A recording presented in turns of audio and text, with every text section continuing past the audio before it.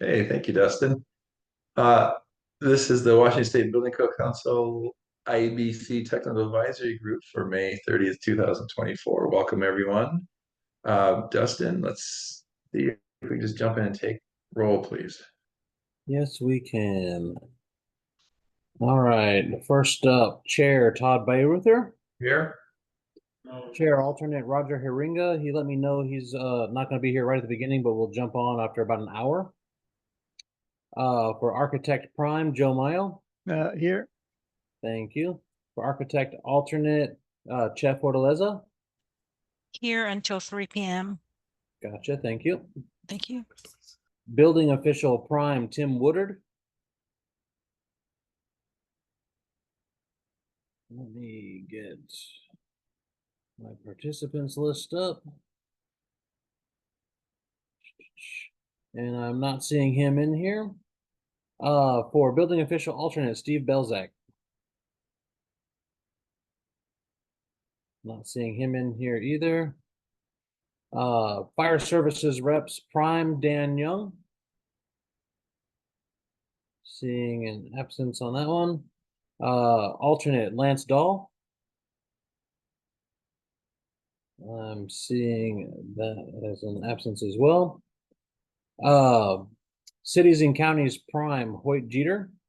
Yes, I'm here. Thank you. Alternate Sean Carlstrom.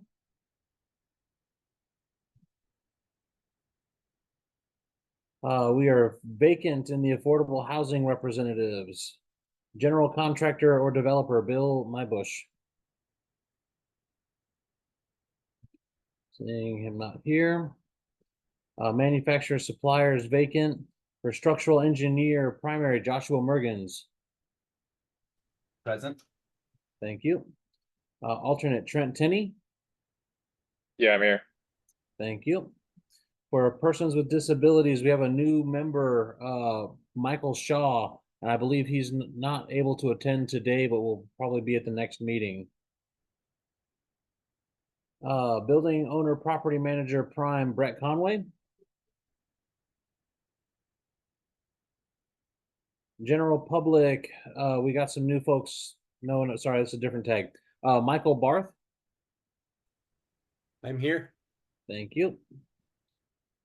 For Alternate, Leah Summer. Here. Thank you. We're still vacant for Specialty Contractor. For State Enforcement Agency Prime, Paul Clark. Here. Thank you. And then for Fire Protection Engineer, Andy Leonto.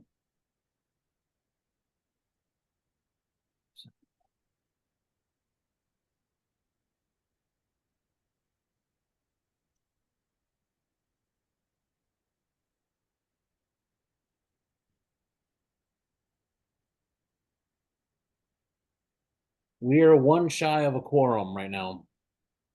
Okay. We'll get there when somebody jumps on. Let me know. I'll watch it too. So in that I'm trying to look here. So we're welcoming some new members, right? Some who've been with us. So Michael, Dan, Brett, Samir, Seth. Did I have that right? Let me make sure. Let me open up a different document because I have the new members highlighted. Oh, that's okay. Yeah. Just wanted to kind of point that out. The council took action last week, so thank you, everyone. Glad you're here. Until we establish a quorum, let's go through other introductions. Anyone from the public like to be recognized? Okay. So until we establish a quorum, we'll skip over agenda item 3 and let's see, I guess we can do 4. Is there public comment on items not on the agenda? Anyone like to address the tag outside of the work we're doing in 5? Okay, catch me later if I missed you. Okay, hearing none, let's just jump into the work and we'll hold on any action then until we get quorum. Okay. So let me. Dustin, just setting this up though for everyone, especially for those who are new, can you lay out where you think we are in the process and how long it'll take to finish this As stage? far as okay, so we have 2 more meetings before we're trying to have this work for creating the reports done. Let me pull up our assignments list and I'll share that on the screen.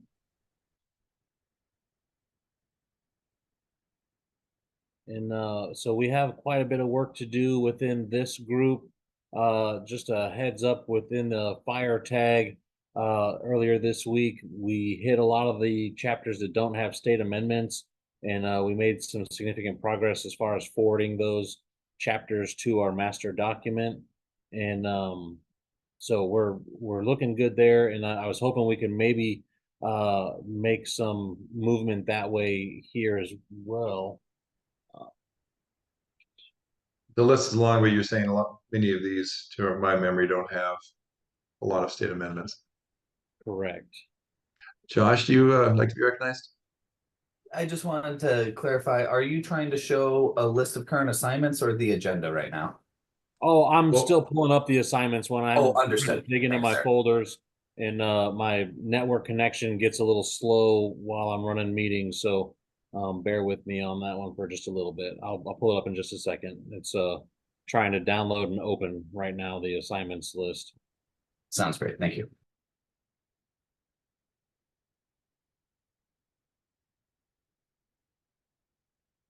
For whatever reason, it's not giving me any indication that it's actually working. Except for I get a hourglass when I click on it.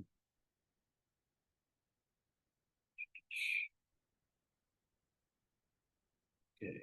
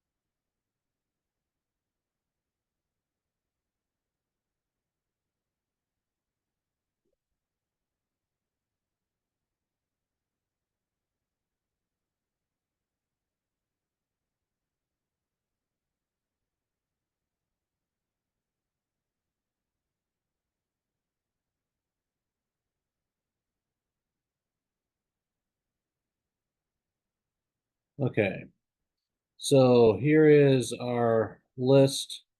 I'll just zoom it out so we can kind of look at it as a whole. So seeing here up at the top, this is our list for the IBC. Everything in yellow we've received back from the members who had the assignment. And I believe there's probably some updates I need to do to this spreadsheet. So let's see. Sorry, guys. Gotta check back on my notes.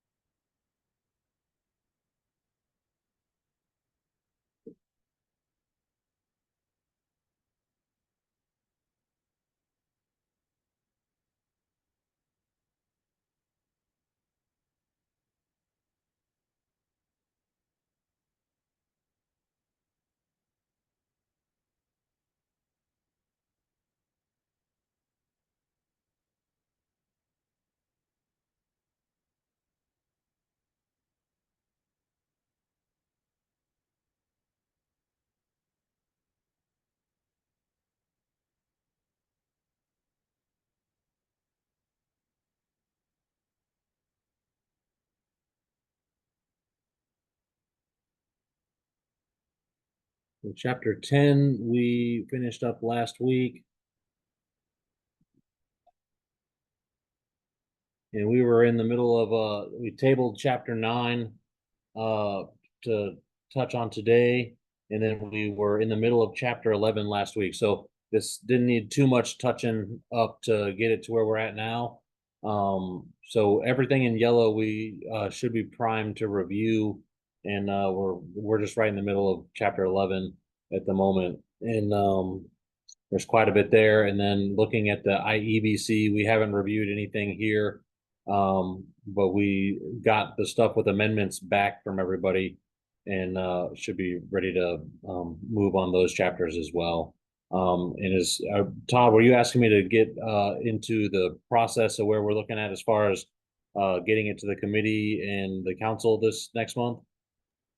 No, I was just maybe asking for kind of a general sense of we're 3/4 of the way through this part of the process, and we have 2 weeks left so far, exactly like you did.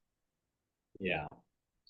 And so to finish up this, I think we're going to need to set aside some more time for our last couple meetings to meet these ones. With the fire tag, they've opted for a 3-hour meeting, and then we'll see where we're at. I'd kind of recommend that as a proposition for folks for our next meeting. But we still, I don't think, have a quorum, so we wouldn't be able to make a motion or anything on that. Yeah, that's okay. We can jump into it, do the work.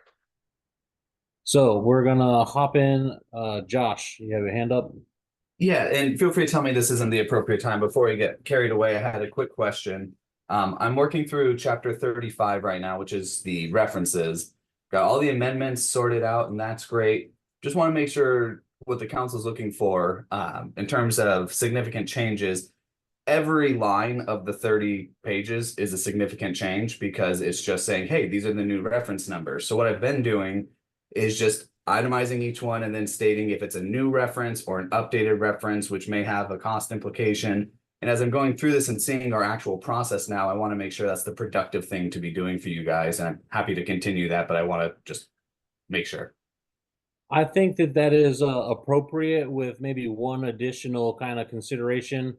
It was brought up that, the references to those standards throughout the code should be looked at. And so we did take a look at the reference standards in the IFC, but the volunteer on that one has elected to just kind of keep that as an ongoing working document.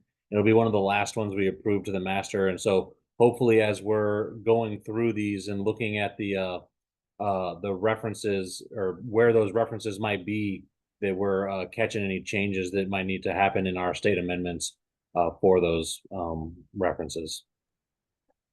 So Okay. Dustin, on that note, and I'm not a code writing expert, but we have him on this call. I thought the best practice was you just give the reference, right? Not the actual version.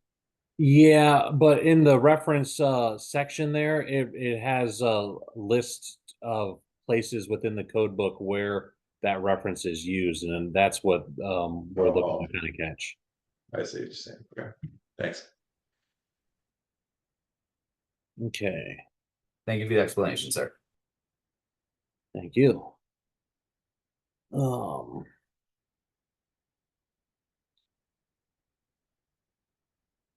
pull open chapter 11. This is our spreadsheet. And we left off at 1107.2. At least that's what I have in here. It seems like we got further in this than 1107.2, but we probably had a lot of discussion happening here, or we didn't have a lot of time to get deep into it.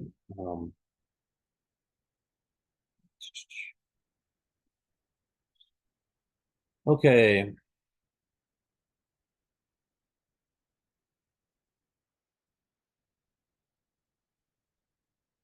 So let me get back to the assignment on this one.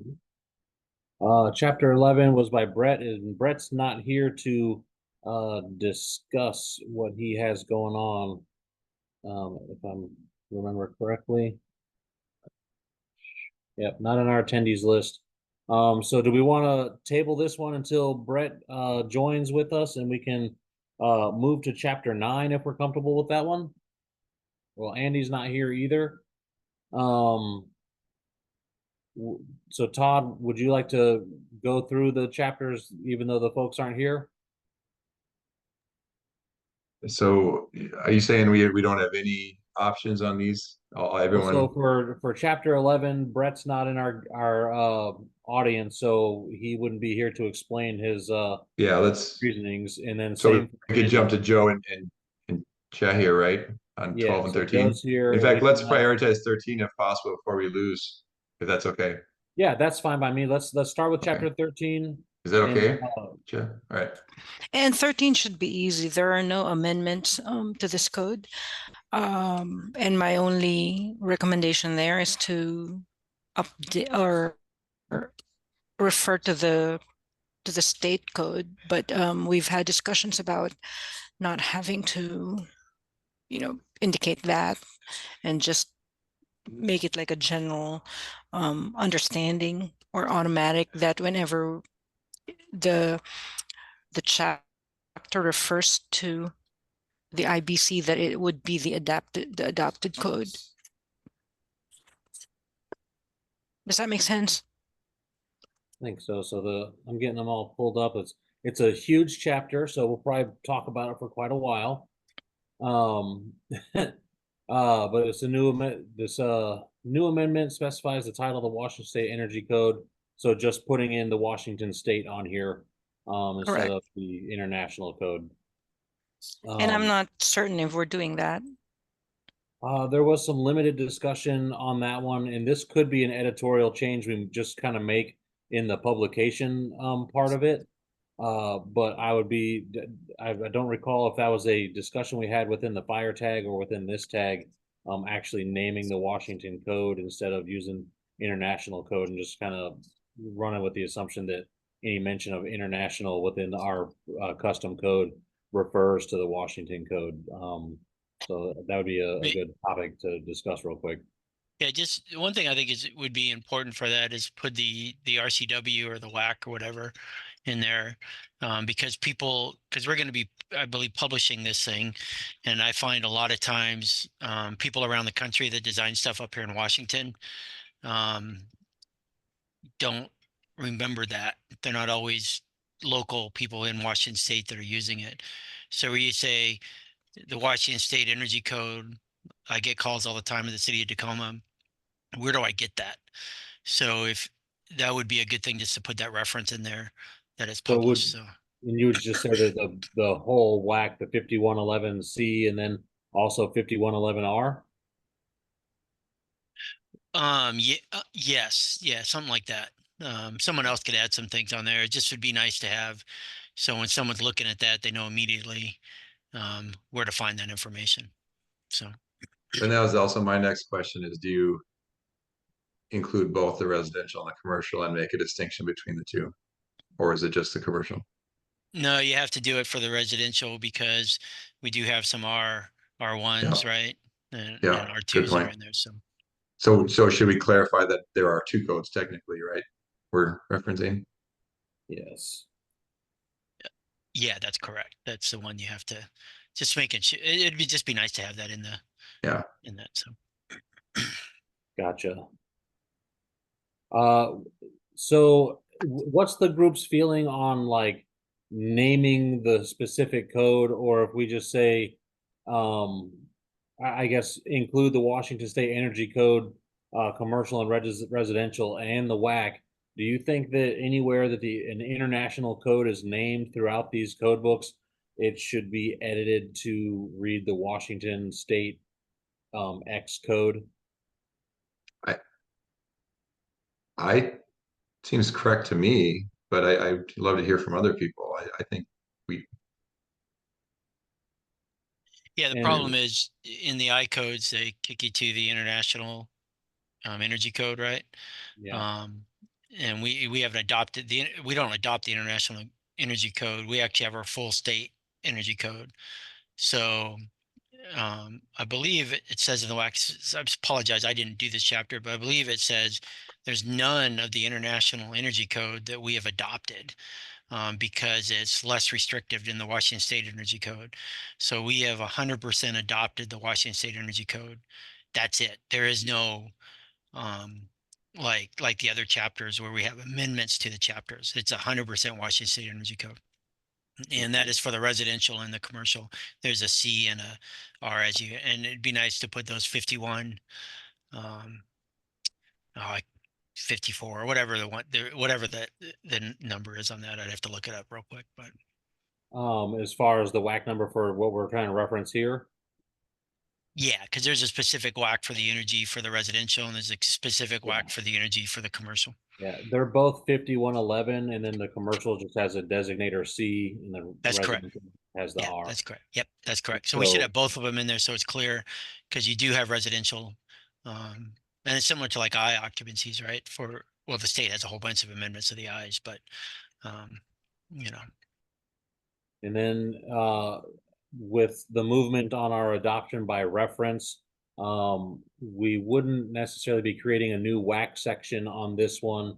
Although if we were adopting in WAC, it would create a new one. So what I'm going to put in here is proposed new amendment for this section to include the WAC numbers for both the residential and commercial energy codes. And I think that I would like to maybe as a tag make a recommendation for this code and the International Existing Building Code that we rename anything that's labeled as international code to the Washington State appropriate code name and include a WAC number in there as far as our process. And I think that would just be an editorial change. It has no regulatory effect. It's just increasing clarity on all of our code language there.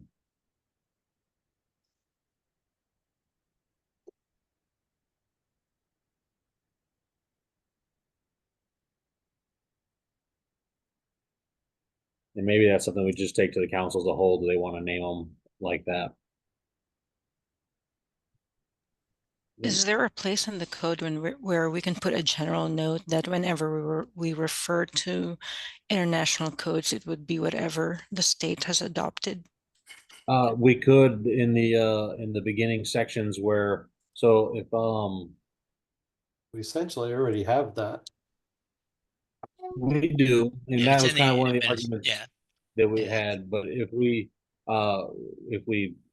put it in one of these sections of the scoping, I happen to have the energy code up. This isn't the one I'm most familiar with. Let me actually go back to the appropriate one. All right, so if we put them in 5150.003, I believe that would be the appropriate place to put a little caveat. No, No, I'm wrong. yeah, this was explained to me one time, and I don't remember technically. Because we're required to adopt the international codes, but then we immediately strike the whole International Energy Conservation Code and then amend it with the Washington Code, but I don't know if that's correct. Well, Yeah, as I it is understand, because it is because the Washington State Energy Code is more restrictive than the International Cool. Energy Code. So Correct, but I think just the actual, like technically what we do under statute is we are supposed to first adopt, but then we strike it and amend it. But I could be wrong on the energy code. It's because it's kind of that unusual one, right? yeah, it's just, yeah, it is a unusual one. So I thought it had its own section, what I remember, but that was what I remember. and as it comes to It won't be in 51, I don't think. It Oh, you it think won't it's be. in 51 is a bit 004? is IBC.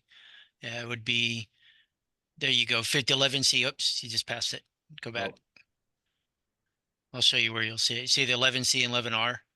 Oh, well, Oh, we're but it talking does about say, putting inclusion in here. oh, I see what you're saying. Okay, gotcha. It's my mistake. Yeah, so as far as the energy code goes, in the way we're doing our every code besides the energy code, we look at the model code and incorporate Washington amendments. And it's kind of works the reverse for the energy code, where we have the existing Washington energy code and we incorporate changes from the model code into that as appropriate. Is Yeah, kind of that's like that's how we've always done it. Yep, yeah. that's correct. So something we could look at as far as amending these, so as far as the wax that will remain when we incorporate by reference, oops, sorry.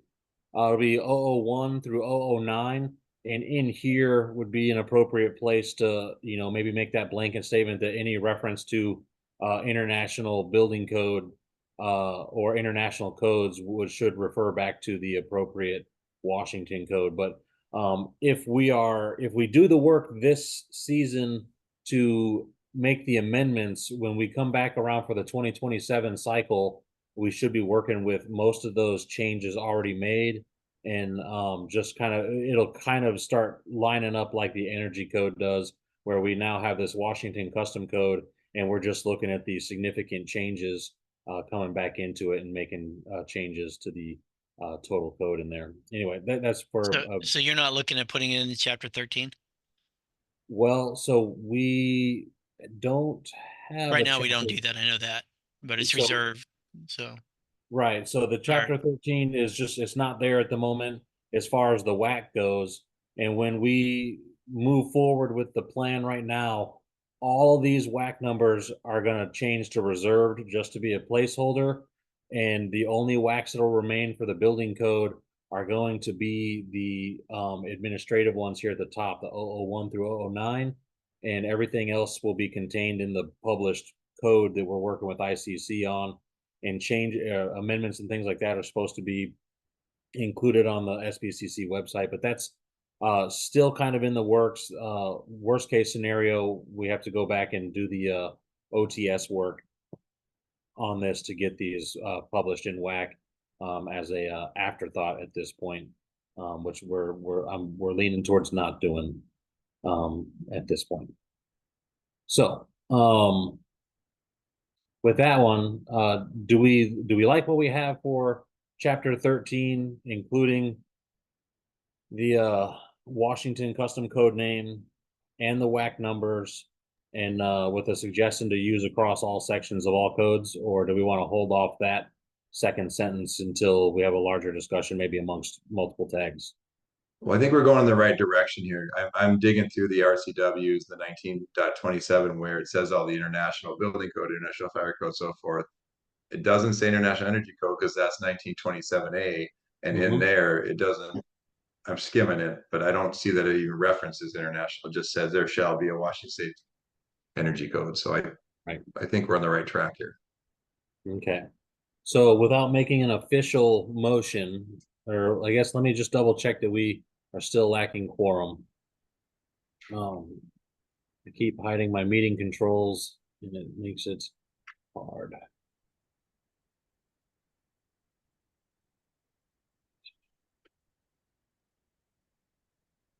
It looks like we are still lacking on the quorum here. Let me just double check that. So if we don't have a quorum, can we do anything then? I'm We can just do curious. work. We can't take any action though, wait. Okay, Correct. good. Because it would suck to have to not be I able to do know. anything.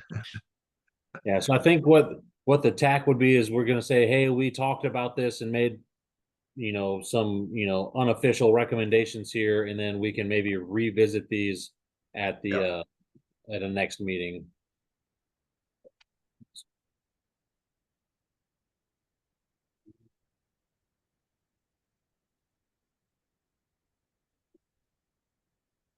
Just reopening my attendance log to double check that I accidentally closed it. May I say something? This is my Leah. I'm actually from the public getting on the call today, and I was wondering when that's going to happen. When I'm going to have an opportunity, maybe to talk, because you guys are talking about some things that I wanted to touch on while I was on the call today. Well, This is Todd. You're welcome to raise your hand anytime. This is a very open meeting. If you'd like to address the council on something that's not on the current work agenda, which is what we're doing now, we did that before, but I'm happy to entertain that now also. But just in general work practice, please raise your hand anytime. We recognize everyone on the Awesome, thank you. If I could, yeah, I would love to talk about some things right now because of what you guys are kind of talking about with the chapter you're on. I'm having some, there's some questions about like the 5G towers and how those are going to be incorporated in the codes that you guys are putting together for all of this stuff. Is that going to be something that you guys are highlighted? Is that something that you guys are doing, or is that already in place and I'm just not aware? I can answer that if you want. Please. Yeah, that's actually, you're talking about the radio tower stuff, right? The stuff for cells and things like that, right? Cell towers, is that correct? Exactly, yeah. Yeah, that's actually in the standards. Okay, so the building code doesn't actually specifically deal with those specifically. It's actually the standards that you actually have to go to those, and it's in the reference sections, the TIA or whatever the number is, the code section on that. I'd have to go back, but that's all referenced in the standards. There is no Washington State changes. I think what you're looking at is that legislation that says if you don't do something in a certain period of time, it's automatically approved. Correct me if I'm wrong. No, actually, it's more like if there's already something that's in place, like a tower that's already been there, and a Yeah, build like that a still falls residential. under they have that under the TIA code. They also talk about the existing ones too. So, and that's actually, it does kick you back to the building code. So it's actually in the standards, it talks about that. So it doesn't specifically go to the, it's not specifically in the building code per se. It's actually referencing to the standard. And I believe in chapter 16, it has some stuff on that too. So, Okay, I'll definitely take a peek at that. Thank you. yeah. But I know exactly what you're talking about. So I have to deal with those a lot. Great, because I have dealt with some cities that are not, they have no codes essentially referencing any of this for builders. So I've been involved in this for a while now, trying to find out what those codes are, but it doesn't sound like some of the cities actually have those standards that you're talking about. Yeah, that's correct. You actually have to specifically buy those standards, similar to like the structural, similar to like the ACI. That's the concrete, similar like the ASC, the steel. It's all that. That's what the building code does for these things is when there's specific changes or modifications to it, they modify it. Okay, if they're going to modify the standard, or you just use the standard outright. So that's how the I codes are actually written. So a lot of people get confused because the earlier chapters, the architectural sections, it's similar to the accessibility, how they actually in chapter 11, where they kick you to the accessibility A117. And then they have some modifications to it. So the way our building code is set up, or the way it is in Washington, is we either modify sections in the standard and we'll put that in the building code. If we do not modify it, we use the standards outright as referenced in the back chapters in chapter 34 or 33 or whatever that is. So Great, thank you. And then it looks like we do have quorum now. I've got a new folk in here. Bill Mybush has joined us, and with his presence, we do have a quorum. So if we want to entertain a motion to move this document towards our master document, we could do that. Maybe we can entertain that motion. I make a motion to move it to our master document. Thank you, Mike. We have a second, please. I'll second. Thank you, Fine. Michael. Okay, any discussion on chapter 13? All in favor signify by saying aye. Aye. Aye. Aye. Any opposed? Okay. So that recommendation for chapter 13 is moved. Nice. Thank you all. I do feel confident about this. I'm rereading the RCW, getting more familiar with, reminding myself on State Building Code Council shall adopt the state energy code. Just as a side note here, in RCW 1927A.020, I forgot there was number 8, which says the State Building Code Council shall evaluate and consider adoption of the International Energy Conservation Code in Washington State in place of existing state energy code. I didn't remember when that came in, but anyway, I think we're confident that we're in the right direction how we should cite this in the references in the building code. Just FYI on that, since I have looked at the International Energy Code. Yeah. It is less conservative. I wouldn't say less. It is less restrictive than our state energy code. So we would have a lot of modifications that we'd have to do to it. So Yeah, no, and it's a for lot of sure. work. And thank you It'd for be a that. lot of work. It would be a lot of work, as is this, right? But thank you, Hoyt. Yeah, I wasn't. I was just curious that I didn't remember that one where we're supposed to compare or consider. That's the terminology: evaluate and consider adoption of the IECC. But I think I'm confident that by statute we're supposed to reference Washington State Energy Code, not the IECC. Okay, good discussion. Cool. Let's keep going. I- Thanks. Looks like we can move to chapter 12 and that's with Joe Mayo. And I have that open here below and I'll pull it up. And where'd the Word document go? All right. So with the existing amendments and a few significant changes, looks like we kick off with the significant changes in an amendment in section 1201. Looks like we have Roger raising his hand. I just want to let everybody know I'm here. If I know, I'm sorry I'm late, but I don't know if you're taking attendance, Dustin. I am Glad to have you, now Roger. adding your name to the people in attendance today. I don't want to get 3 misses in a row because then I might be kicked off. Well, I'm not sure how it works for the alternates. It just says if you miss 3 in a row, we might assign you to ex officio, but we're so far not having issues with that. So Okay. I would say the first time is probably not a grounds for dismissal either. Don't raise the question. All right, cool. So with section 1201, Joe, you're unmuted. Cool. Yep. So it looks like you want to adopt the changes for expanded scope and you just want to use the model code language on that one? Yeah, it looked like there was an additional sentence added to 1202.1. And it didn't seem like there was any reason not to adopt that. And then it looks like we're saying to, as we just had the discussion, strike out International Energy Code with Washington Energy Code just to be consistent. And would we want to put in the wax there like we were talking for chapter 13?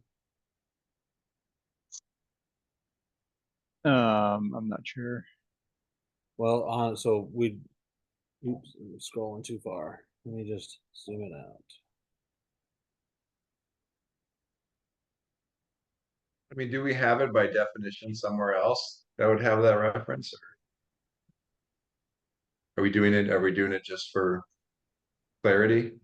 I think so, yes. Just to follow suit with what we had in chapter 13 with the change from international to Washington.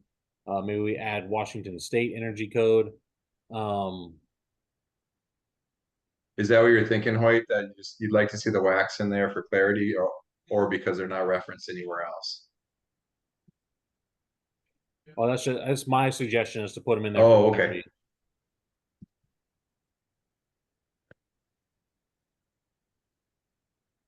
Yeah, I'm not sure. It would be in chapter 13. Would it any place that the Washington Energy Code comes up, then it would be referencing the wax. Yeah. Yeah, that's what I was saying. My proposal would be anywhere there's a code mentioned, we use Washington building code, Washington residential code, and include the WAC number after that listing is kind of my suggestion across the codes. That'd work. That's a lot to. You mean only where it says Washington Energy Code? You're not talking about all these other WACs where we have these other changes, right? Just where No, it says. no. Okay, I don't want to good, include okay. all the WAC numbers in the Good. code. That's what I thought you were saying. Okay, yeah, that makes sense to me. So Would that be a scoping thing that you would just add in the scope rather than updating every single section? Well, I guess that's the question I tried to raise with chapter 13 is, should it be within every reference of the code, or we have a scoping thing? So when I'm thinking about making it clear for everybody, putting the WAC number in at every reference prevents or enables the user to not have to go back to the scoping section to see what WAC number it is. And if the jurisdictions are getting the question, where do I find this information frequently, I think it might be a service to the end user to update those references across the code. Okay. The only thing I would say, Dustin, working with the code and correlations with ICC, that's a great idea. I agree with you on that. But in practicality, right? They don't always get caught as time goes on. So like we have it in the beginning where we just reference the WAC and just leave it at that. If we had to go through and do it every single one, I don't know about other people, but I mean, it's hard. I mean, how many different printings you see of the I codes where they miss the references going back to the right one? I mean, you'll see there's erratas that come out all the time. So I would tend to try to lean away from that, but that's just my opinion. I mean, I like so I like it on both ways. Like if we don't do it across the code, it saves a lot of extra editing and potential energy expenditure in the future to go hunt down all these references when they're updated. So on the one hand, I don't want to do it everywhere and just do it in one spot and say, the educated code user should know to go back here and look at it. But then on the other hand, we frequently get, the new inspectors and things like that who may have the question and don't necessarily know that there's the WAC to go look at. I guess it kind of up whatever you think. I mean, it could be done either way. I mean, I'm just saying that, then you have to do it. The WAC's changed by legislation a lot of times, and you got to make sure you keep track of where the numbers change. But it's not either way works. I mean, don't take me by saying not to do it. I'm just saying that I'm just looking to get input from everybody. And I mean, I guess my want would be to have a consensus from all the groups to say, yeah, we think that's a great idea.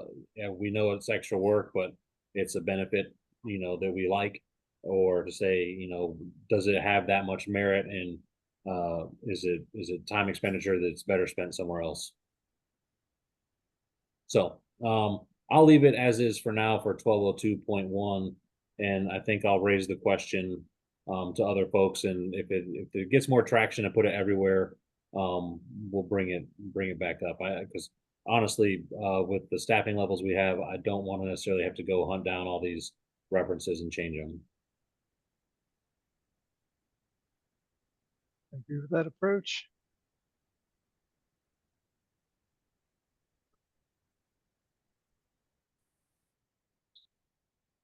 So with that being said, should I remove the Washington State from this section, unstrike it out, and we'll move down the road on this one?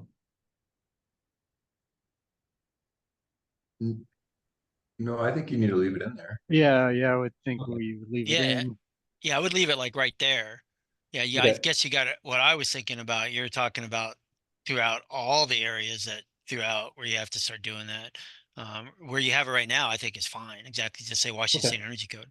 Yeah, maybe I was misunderstanding, because there's other places where it says International Energy Code, other places and throughout the code that you would have to, or not this specifically. I'm talking more for the International Building Code and things like that. And it just, this is fine in my opinion too. And so on this one, so it says review the missing text from 1202.1. Is the missing text this stuff that's highlighted here? I believe so, or it's like, because in the WAC 1202.1, it's just that section is one sentence, and here we have now it's 3 sentences. So, and it looked like it's basically the same as the intent, but maybe expanded, or maybe there was some reason. I think I went back and looked at previous code language, or maybe I need to go back and look at 2018 code and see. Can you also verify the section 403 and 407? I don't know that top of my head. That's a Yeah, difference. I don't know what section is, the, I apologize. I mean, I could open it up obviously if I need to get to it, but that's something that needs to be verified. yeah, that does need to be verified. I can't remember if I looked at that. And then International Mechanical Code, is that actually the right reference to? Yeah, that's correct. It's the That is IMC. correct. It's, Okay. yeah, it is the International Mechanical Code. The only one we have different is when they reference the International Plumbing Code, we're in the Uniform Plumbing Code. Oh, so here's, I guess, the question though, is this highlighted section is not included in our Washington amendment. And does anybody have a recollection on why that's not in our amendment? Because it's not indicated as a change in this document. Yeah, that's right. It's not blue, so it must have been there before.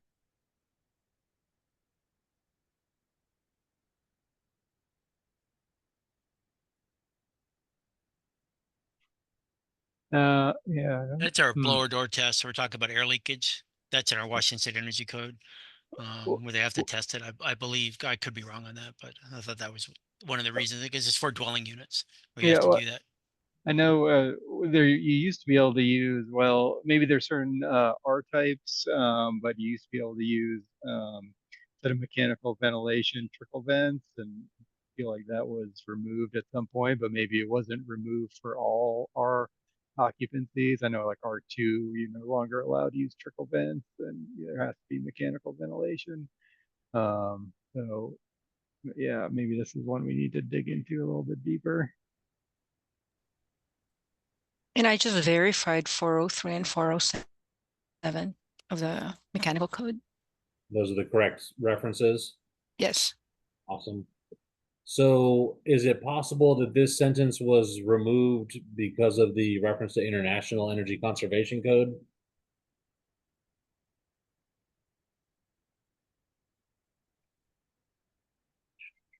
I think it was removed because of it specifies things on the blower door tests, which are addressed in that code, not just because of the code name. It's specifying, the air changes, etc.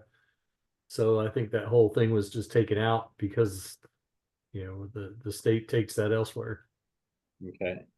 Yeah, Is I this think Mike's correct on that. I think Mike's. is I this a think that's question which could maybe punt over to the MVP tag to get a little input? I agree with yes, that. yeah, absolutely. That would be great Yeah. to get their input.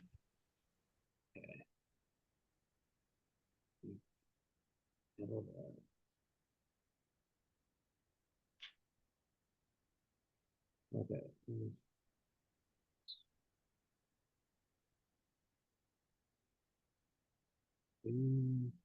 Should we have them, I guess anything that's ventilation related, have them take a look at this section as a whole?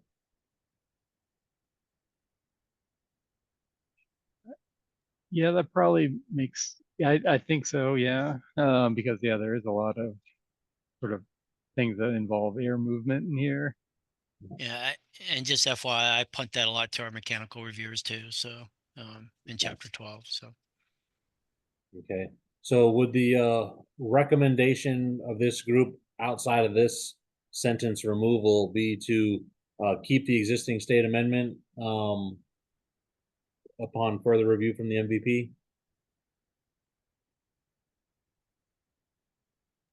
sounds fine to me. I mean, Okay. I would agree.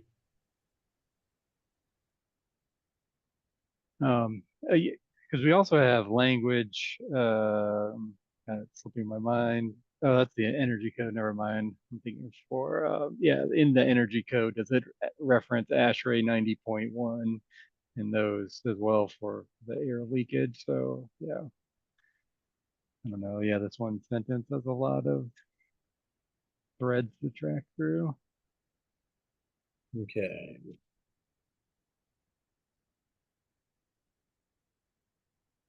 Stop change there, 22 point.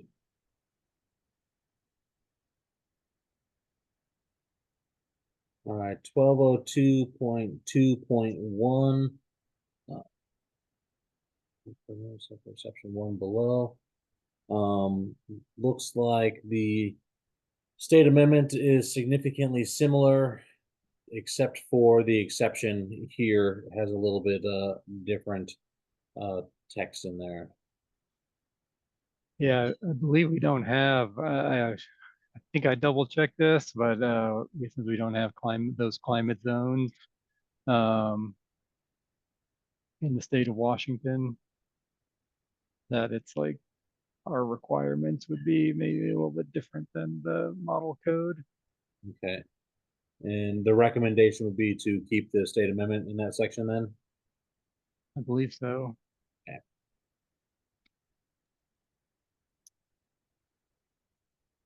All right, 1202.3. Have some changes in here. Let me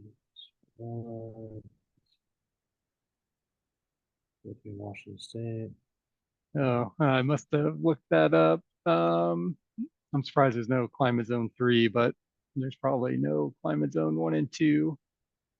So just a question, I guess, for the group, do we have additional amendments to take things out if they don't apply to our state? Do we allow, is that the one that the unvented attics and unvented enclosed rafter? Thought Yeah. that's, Yes. yeah. Oh, you think that's already been struck out? Well, looking at our amendments, we don't have anything indicating that 1202.3 has an existing amendment. Can I ask our mechanical guy real quick? He sits right next to me. I'm just gonna ask him real quick, so. I'll make a comment on a general. There are things in the code that do not apply to the state of Washington, and we don't specifically take them out. So Okay. I don't think that there's any, if 5.2 is climate zones 1, 2, and 3, and we don't have any 1, 2, and 3, I don't think that we would go through and take that out. It just would not apply. I like that. Yeah, let's keep it simple.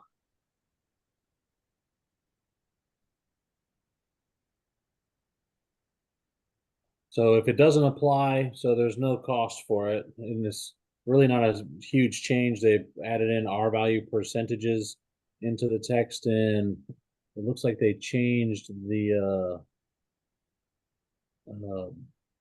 fraction Just, here, 1/50th.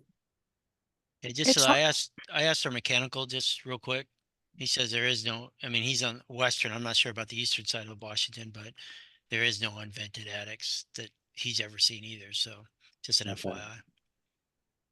Well, I kind of like what Roger had to say, that just maybe because it doesn't apply doesn't mean we need to remove it. And so consider deleting that section. I would propose that we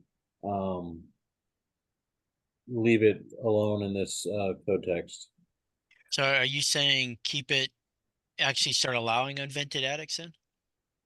Well, if we don't have the climate zones in here, wouldn't we not be able to do it anyway?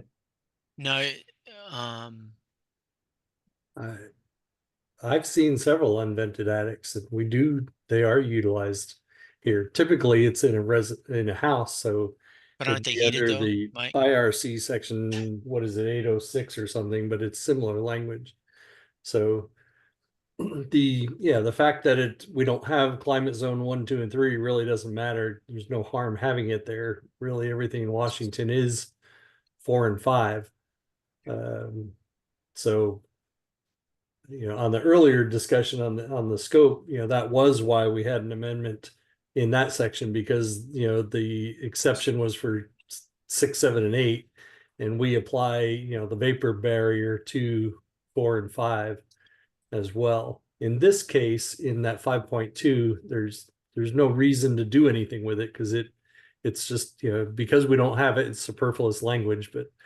But in as I think it was Roger that noted it, we don't take that out elsewhere, so I think it's fine just to Yeah, stand as it is. I mean, if Mike, if you're right that there are actually people are allowing it, and that's unheated, unvented attics. Typically, they are heated in that case because they're using the roof assembly for the thermal envelope. And if you Right. do like a In that spray case, you foam could, yeah, that case you situation, can do it. yeah, This is more for some of these other climate zones where they have unheated attic spaces that are unvented. And I believe this is in the warmer climates.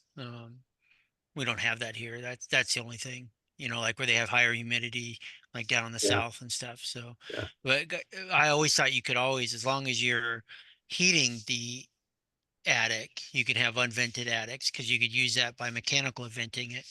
But I've never, it would been, I'm not saying I've done a lot, but I mean, been since the 90s codes.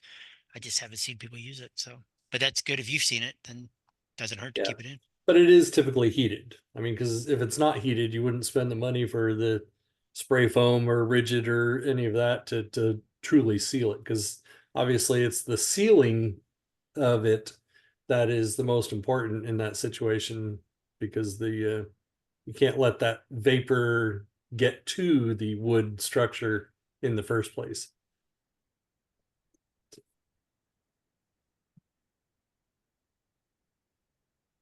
What do others think? I mean, maybe Mike and I are the only ones that have seen this. I mean, I've just seen this in other parts of the country, not here. So that's why. Unless it's heated and then that's different.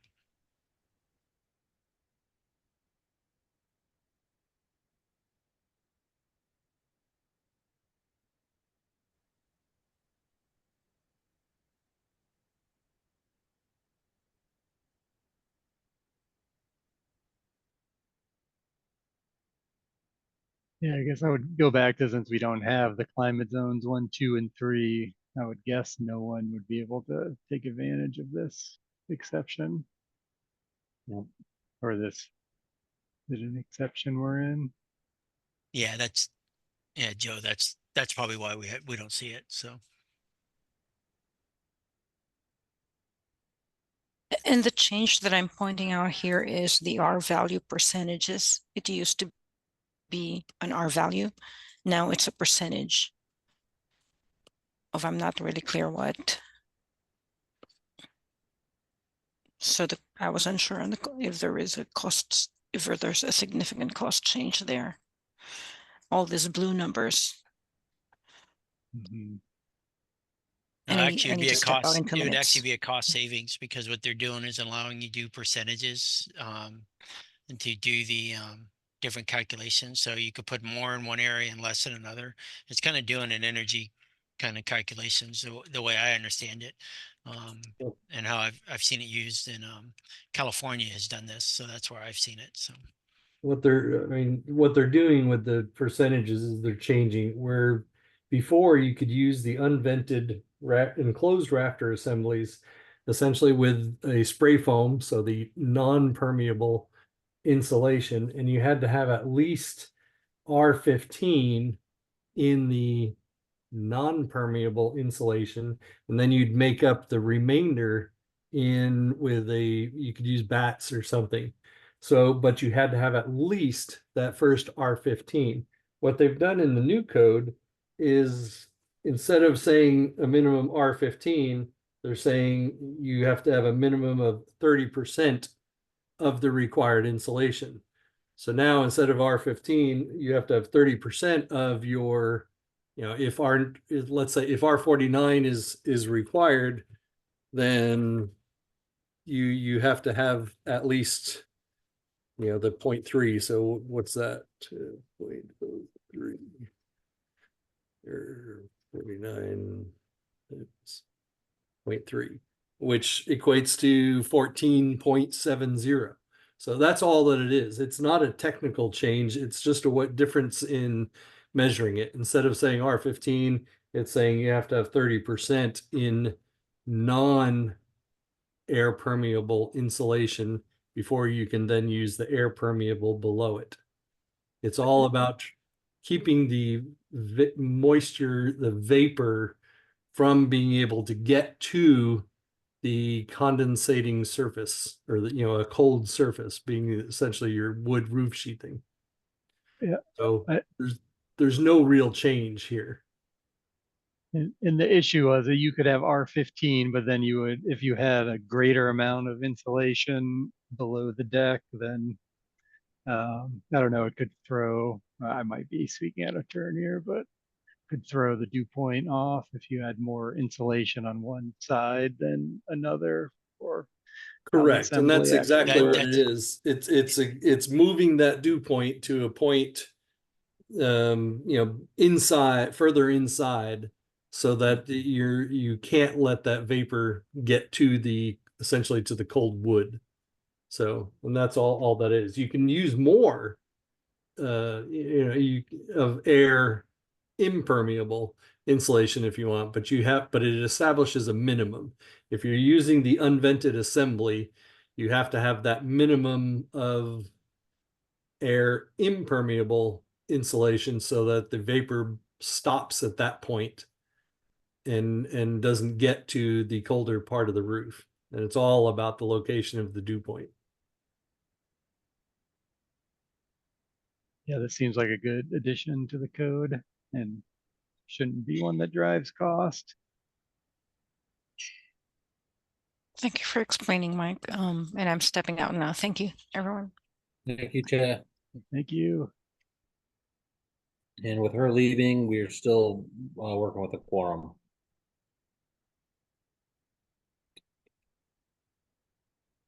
All right, so next, after 1202.3, we're looking at 1202.4. We have an existing amendment here. And the recommendation is to keep that existing amendment.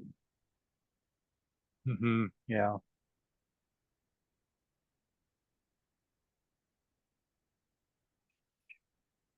Looks like it Looking at just- 12 Go ahead. No, I was just gonna say it provides some information on what the vapor retarder would be on the ground, crawl spaces, and lapping. So it's good information.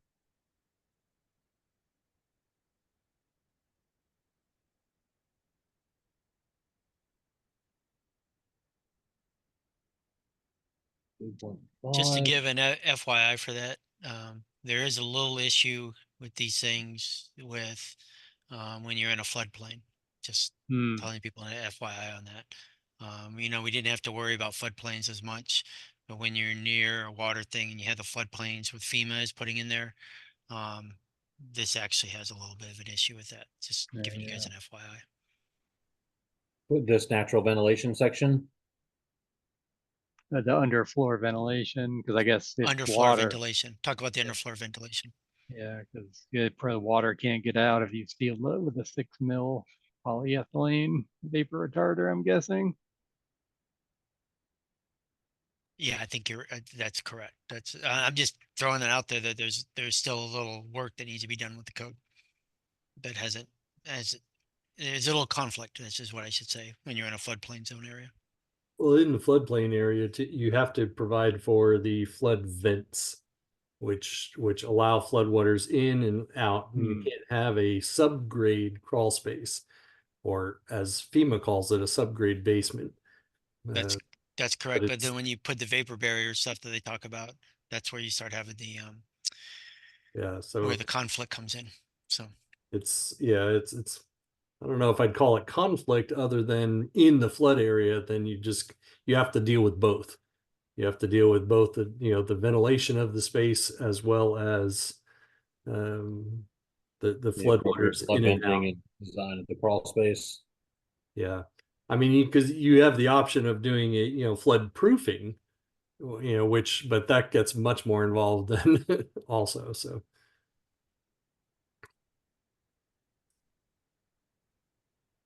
All right. But yeah, those are separate code sections too, that have their own specific requirements that would be on top of any of these requirements. We are striking out some references from the model code language. Do we need, I mean, I'm just curious if any of those are referencing those floodplain issues, or do we need to have a reference to that here? Not that I want to add additional things, but I already know only if you're in the floodplain zone. So, I mean, we have a specific flood review when you're actually designated by FEMA in the floodplain. That's new. That's a very good point. I think it should be in the building code, but I already know not everywhere we're in the floodplain throughout. I'm not sure where to put it. I thought it was, we do it by ordinance. So, when you're in a floodplain here in Tacoma, and Seattle does it, I think by ordinance. And if you're on the rivers, if you have rivers and stuff and you're in a floodplain, there's certain things, requirements. I don't know the answer to that without doing a little more study. I just know we do a floodplain review on those buildings. So I think most of the jurisdictions do it by ordinance. Before I was with the SBCC, I was got to play with the floodplains in my jurisdiction, and we were on probation with FEMA, and they we did a lot of that stuff in our ordinance, and it seemed like when we talk about the other jurisdictions within Washington in the discussions that they all have specific ordinance that deals with the floodplain and the design requirements for those areas. oh, I'm just reading down, and 1202.4.4 does discuss flood hazard areas, so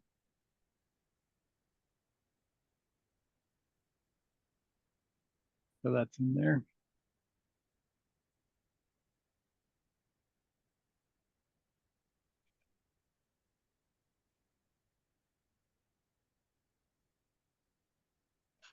Oh, and in this section, we didn't mark it in red, but we have more references to the International Energy Code, and whether we should strike that to make the Washington State Energy Code.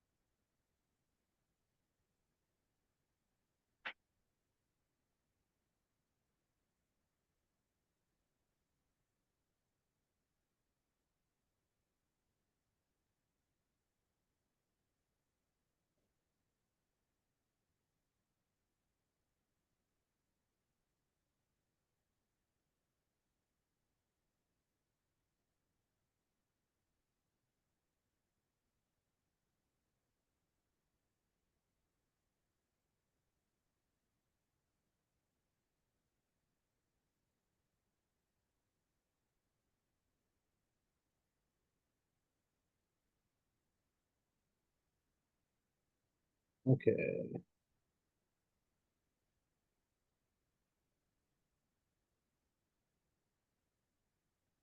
Okay. So as far as 1202.5, we're good with keeping the existing amendment. Do we think that there's more work needed for 1202.4.4 to make sure we have the appropriate references for the floodplain administrators to look at on this one, or is no, what's ASC 24 is correct. I have that code, so it's Okay. actually referenced in the year edition is back in the reference standard. So okay. That's correct in the flood hazards. I just was bringing that up for there's some situations where, especially here in Tacoma, we have where there is a conflict between them about ventilating some of these areas and floodplain areas. So Okay. FEMA. So in here, 1202.7. Oh, should we go to 1202.5, the natural ventilation? I kind of thought we had already covered that one, but it, it looked fine to me, but I don't have a lot of history on this, so. Well, this one's pretty straightforward, actually. It's simply because Group R occupancies in Washington have to have mechanical ventilation. You can't use windows and openings for natural ventilation.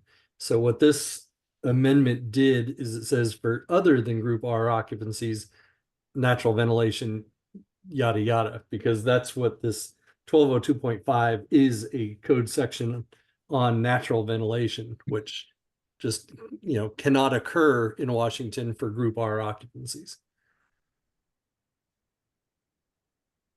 Okay.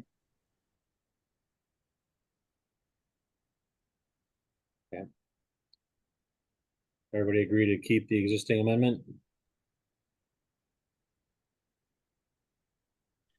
I mean, I can't think of a reason why we wouldn't. I mean, I have to do more studying on it. Okay. Why it'd be all these amendments sometimes I sometimes think they should all be reevaluated if we really need them or not, but that's my personal opinion. So Okay.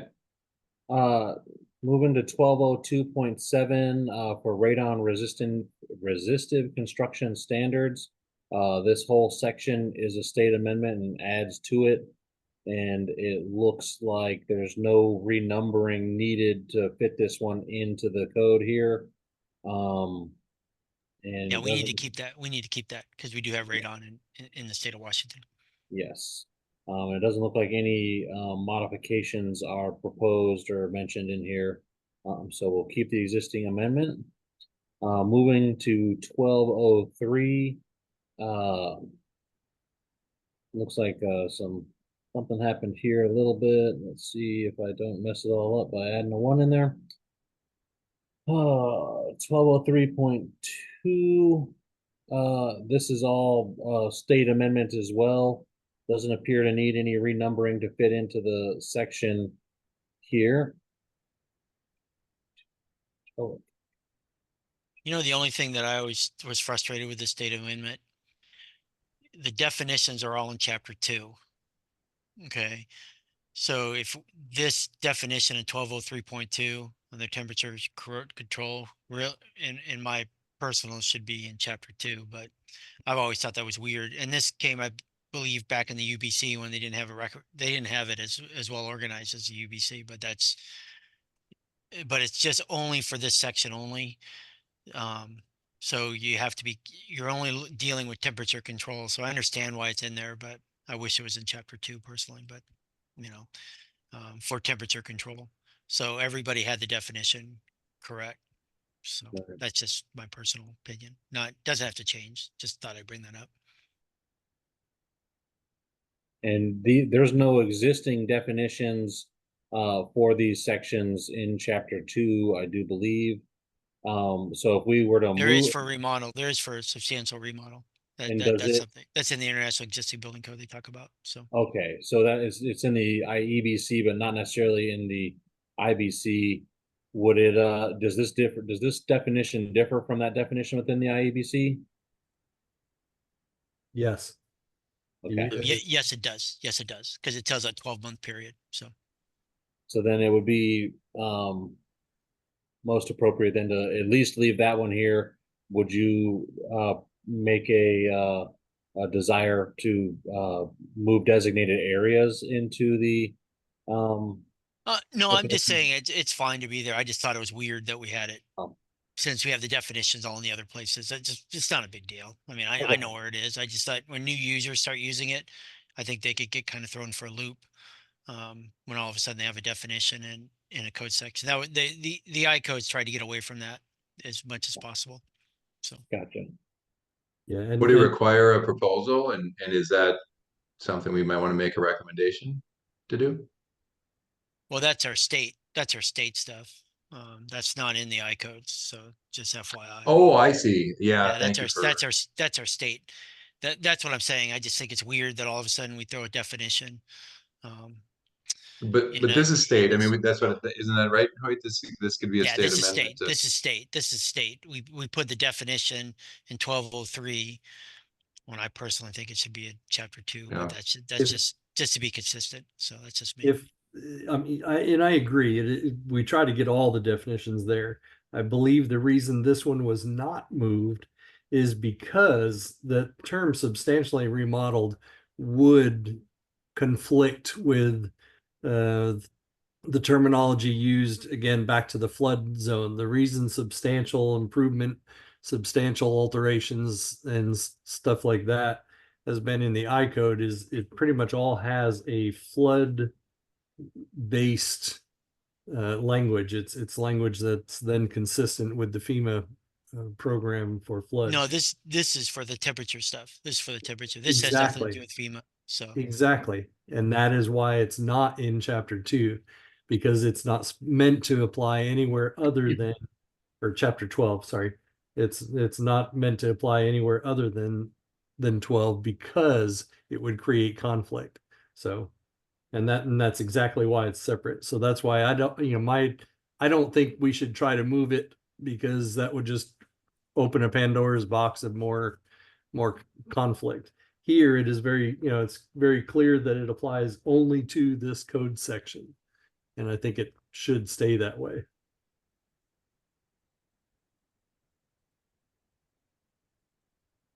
I think I agree on that one as well.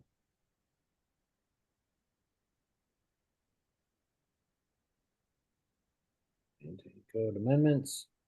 Let me make sure I'm not going to skip over. We got 1206 coming next for a change in the model code.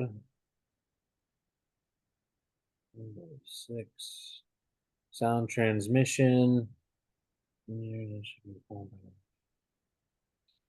looks like they're recommending that we include the new model code language with our adoption. So no work needed for us on this one on the recommendation. It does have some cost.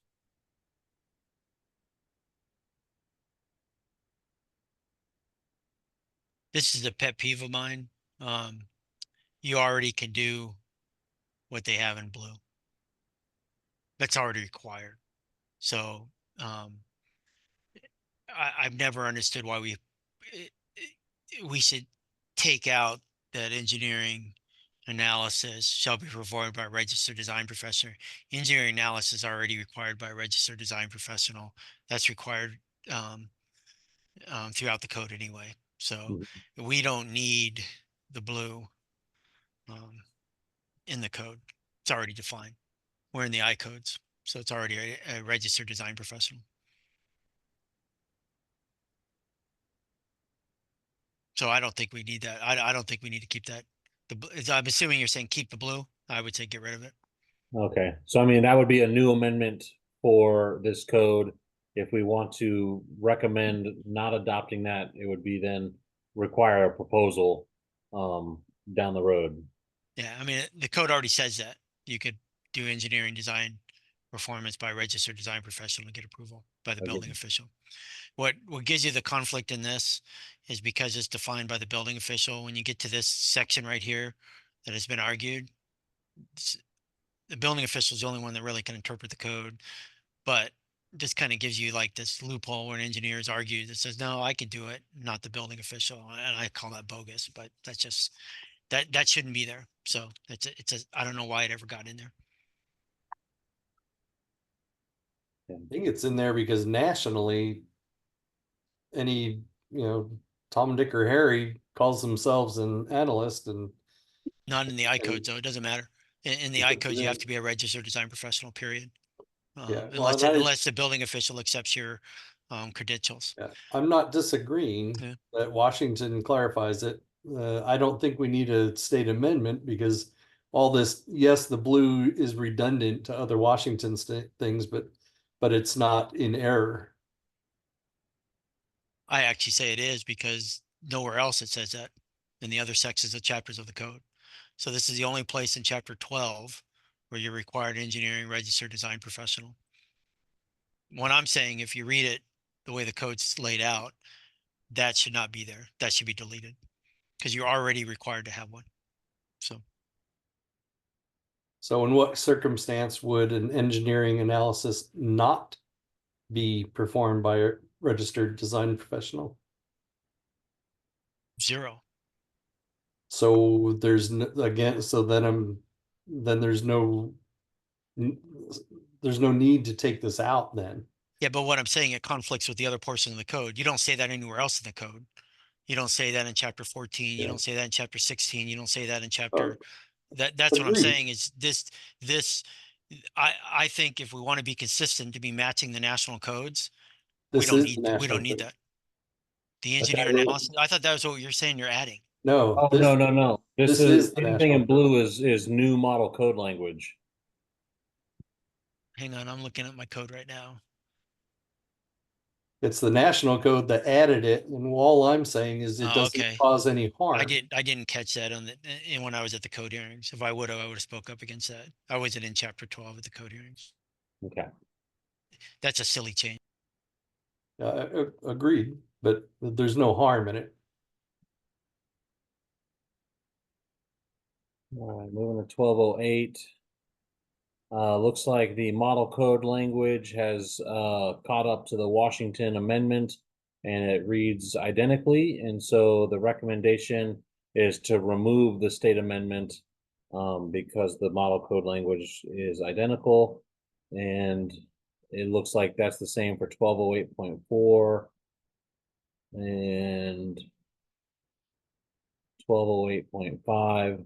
So in 1208, model code has picked up Washington amendment language. And so remove the existing state amendment. Yeah, we actually were, that was one of the stuff we took to the national level to get in there and it got adopted. So that's good.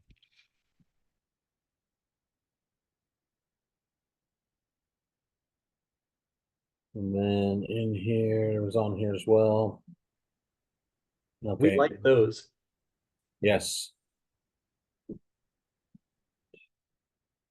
Moving to 1210. Like 1210.3.1 and 1210.3.2.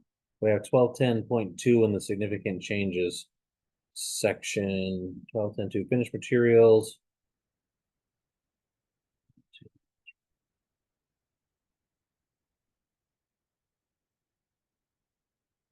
Looks like they're just expanded scope and renumbering, and their recommendation is to include this change in the Washington custom code. And then You're saying the green, right? The general neutral one.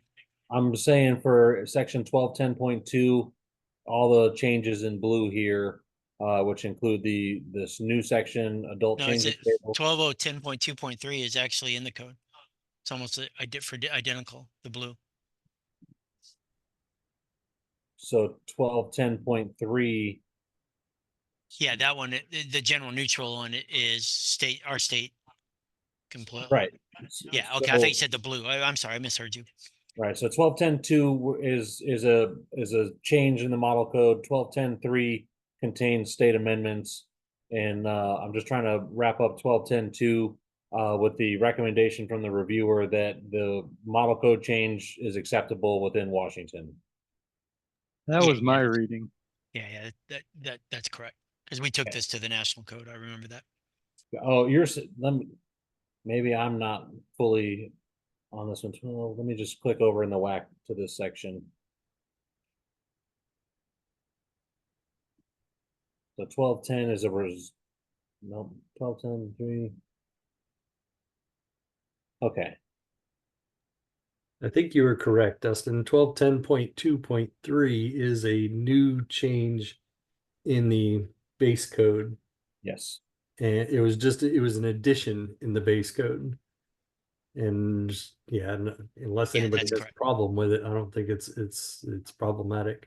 Whereas 1210.3.1 is a Washington State amendment, which we would assume want to keep. Right, that's what Yeah. the recommendation is from the reviewer. And just to let you know, the standard in ANSI actually deals with adult changing tables. So that's why you want to keep that in keep exactly the model code. Because in the ANSI standards that we reference in the one we're doing right now, they're talking about adult changing tables.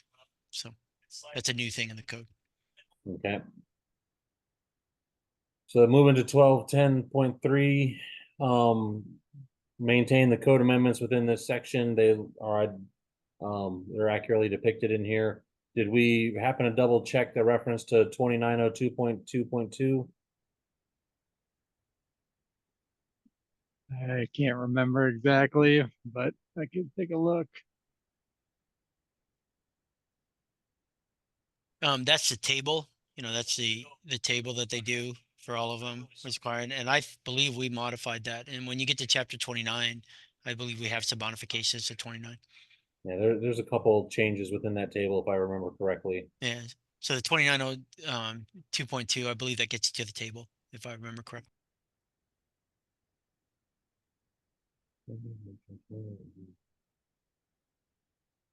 Yeah, so that reference seems right then. Yep. Correct. I just looked it up too and it looks correct. Okay, so that one looks good for existing amendments. Let's wrap up the significant changes in here. We've got 1211.1 has some germicidal irradiation systems, new language. Have a new reference, UL 8802. I assume that is also included in the reference standards section because it's model code language. And the recommendation is to maintain this language as is in the model code.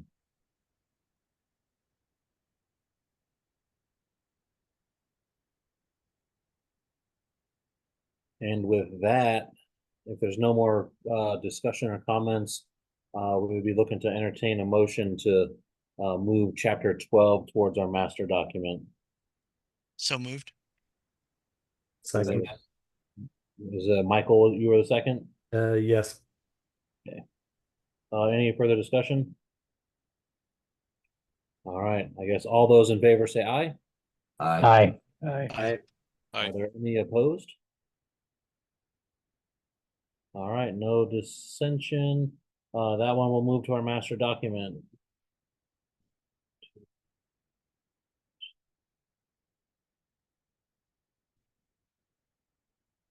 Okay. Save.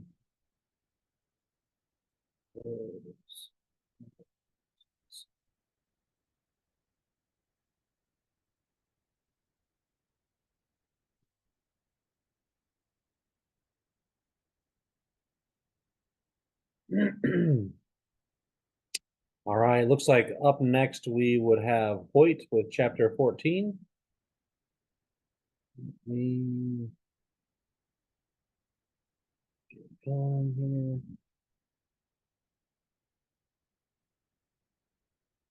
I sent it to you, didn't I? You did. But I don't remember. I don't have it in front of me right now. So Okay. yeah, sorry. For whatever reason, it's not popping up in my thing. Would you have sent it combined with other documents? Or with other chapters, I mean? I don't remember. I'm sorry. No worries.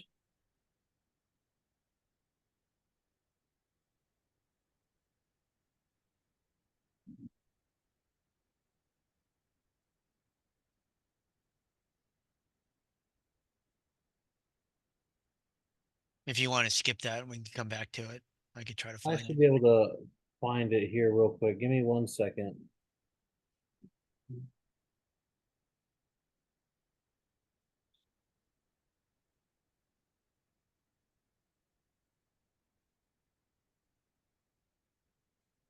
Today I'm actually at the city of Tacoma, so I'm not home where my main computer is. Thought I had all these downloaded to my computer to grab.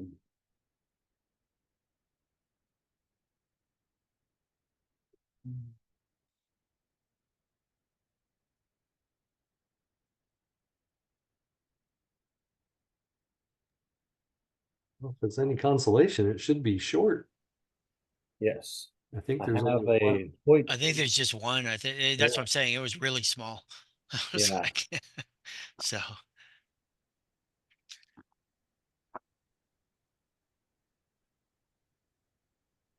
There we go. yeah. Okay. So yeah, so you did find it. Okay, great. Thank you. Let me pull up the Word document on it.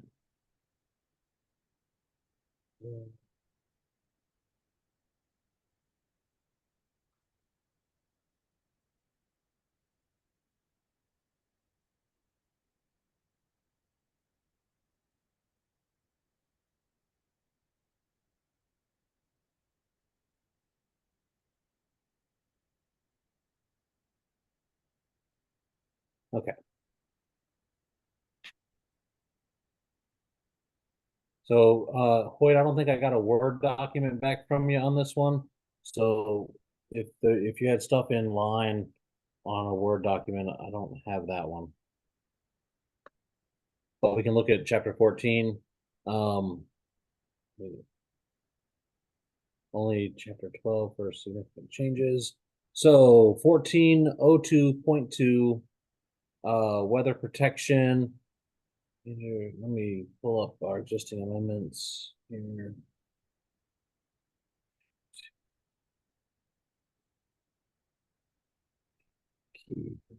So Hoyt, do you know offhand what the minor changes from our existing amendment to this would be?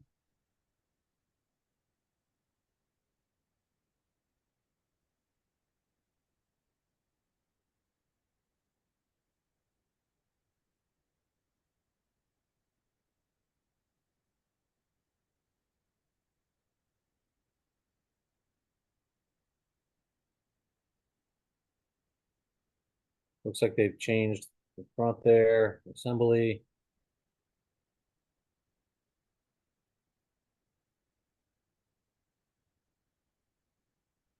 Speaking to the Washington State Amendment, they did not capture the amendment. So on that, it would look like we would want to keep the amendment. Gotcha. As for the significant changes, I haven't really looked, but I guess we could scroll through your your Word document there. My work. What I'm doing is I'm looking to pull up the 2018 code. It looks like they just made some changes to some vocabulary in there. Um,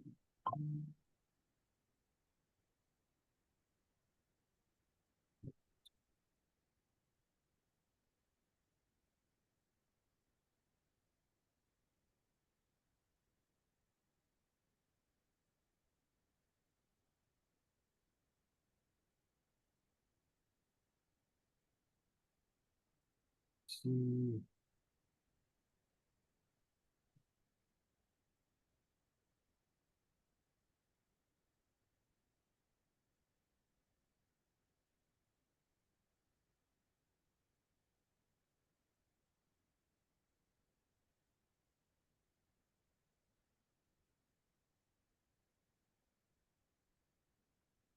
Okay.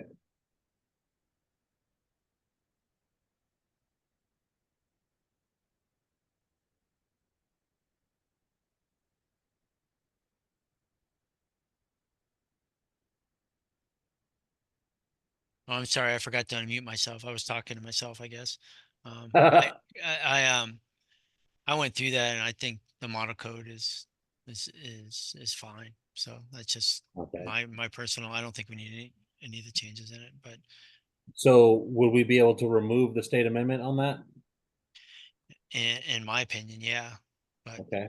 when I went through it, this actually says exactly what the code says already. I mean, the only thing it's assembly, which is really what we're doing.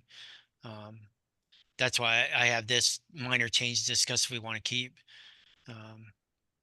And I don't know why 1403 was reserved. That was something I wasn't in when they were reserving that. Maybe someone knows that better than I do. That has to do with wood. No, Was but that just that's because the model code has it now? So that was Yeah, that's so as far as 1403, there was an amendment there at some point.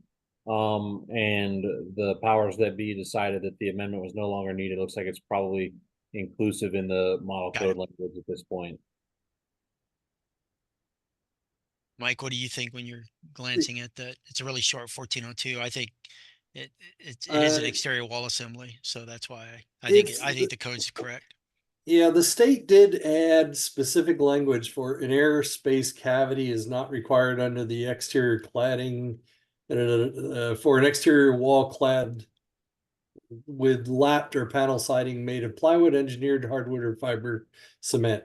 They also added the resistant to water in one location, and then they expanded greatly on exception 2.4. So I don't know the history of this particular amendment, so I don't know the reason statement of why it got added. All I can say is looking at that and looking at the 24 code, the 24 code does not include this language. Right, that's because they have tested assemblies that actually meet it. Okay, and I did all the research I could. There are some tested assemblies that has that type of thing on that, and so to me, I think it should just be what the tested assembly shows in ASTM. So that's why I did. I think it's because they weren't tested assemblies before, but I could be wrong on that. But now they are. If you go and look in the standards, you have everything you need. So, and I remember at the hearing they were talking about this too. The ASTM E3331. They just they didn't have them before, so I believe it was in the state. But if someone else, it'd be great if someone else wants to also look at that, because to me it made absolutely no sense why it wouldn't have to be a tested assembly. Some places they put it, and some places they didn't, and I didn't understand. I think it was a leftover. So if you look at 2.3, you see if you look at number 2.2, tested assemblies. It should have also said exterior wall envelope tested assemblies shall be a minimum differential pressure, because you can't actually calculate that differential pressure unless it's tested. So I think that was just an oversight. So it's not a technical change. It's more of a clarification that it's actual tested assembly. It's not something that you just, I mean, even if you read farther on, like 2.4, right? It says minimum text exposure during 2 hours. It's tested. So I think it's more of a not an actual technical change. It's what the code was actually implied in the first place. But if someone else has some other input, please let me know. I don't have strong feelings to the language. All I can argue here is that I would not recommend getting rid of an amendment that went through the process and got approved. And it's not in the new code. So whoever made that argument for this change, or whoever made the successful argument for this change, we shouldn't necessarily get rid of it because we don't know or Yeah, but understand it. the only change that they have in there, right, is the tested. So look at the right hand side of your page. That's the only change. No, there's What else? 1402.2 the third sentence. 1402 point what? You'd have to, if you look it up, what's the problem is the Word document that Dustin has up does not have the Washington amendment State shown in it. amendment identified, or it's not even in there. Because that is the 24 language.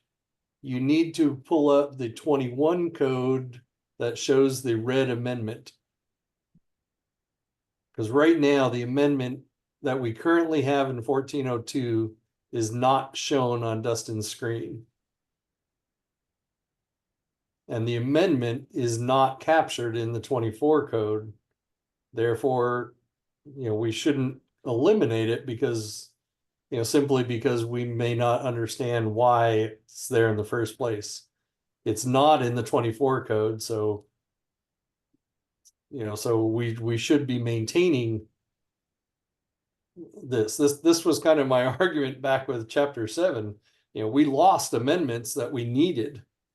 And it was simply because the code didn't capture it, and somebody at some point in the tag process thought it did capture it, and now here we are.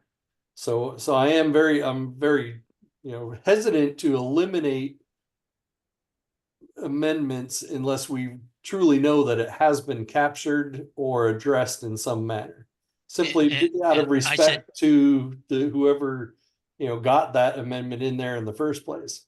And I will say that it has copied it, and it is.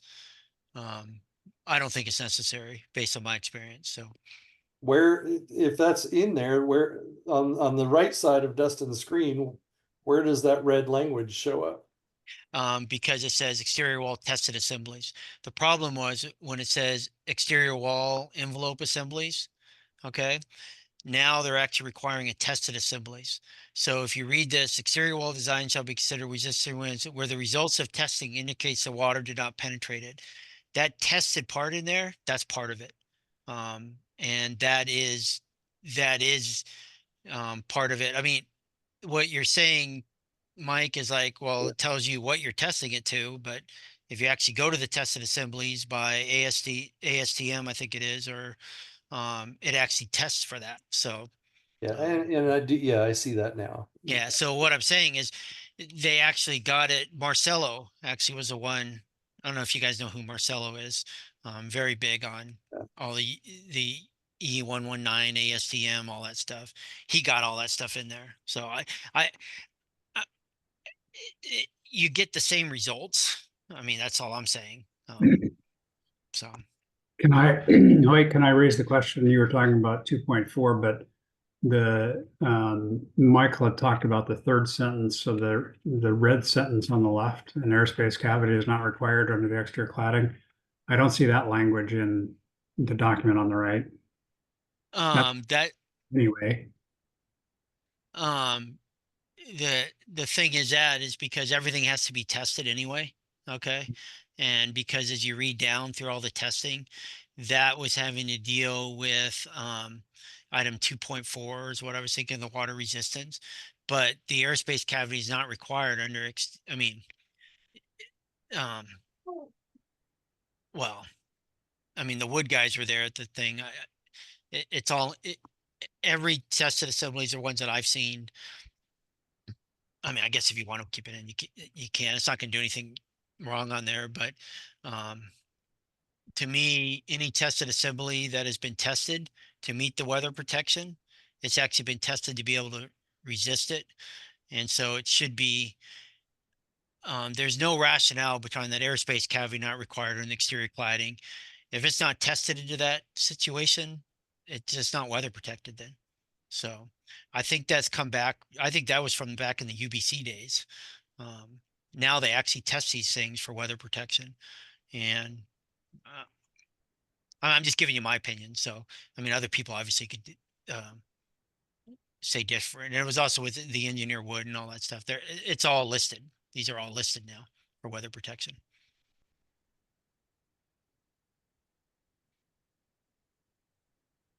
So, I mean, you guys already know my opinion. So that's the way I looked at it.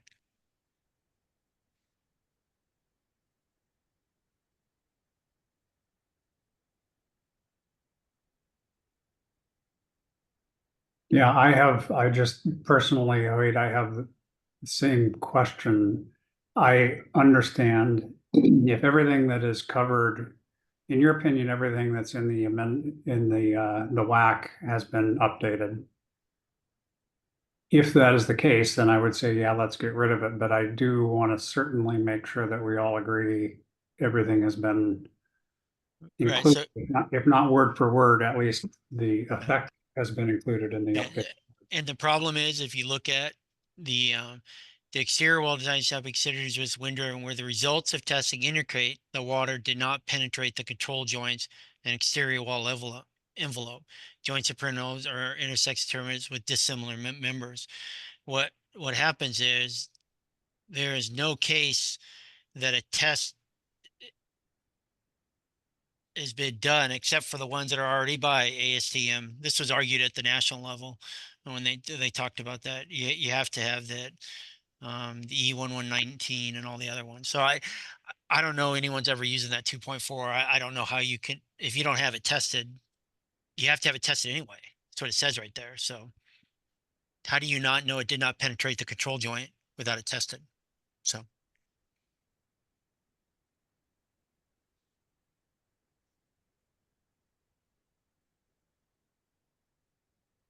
Maybe other people have um, other opinions on that, but I think we should stay with the national code for this. So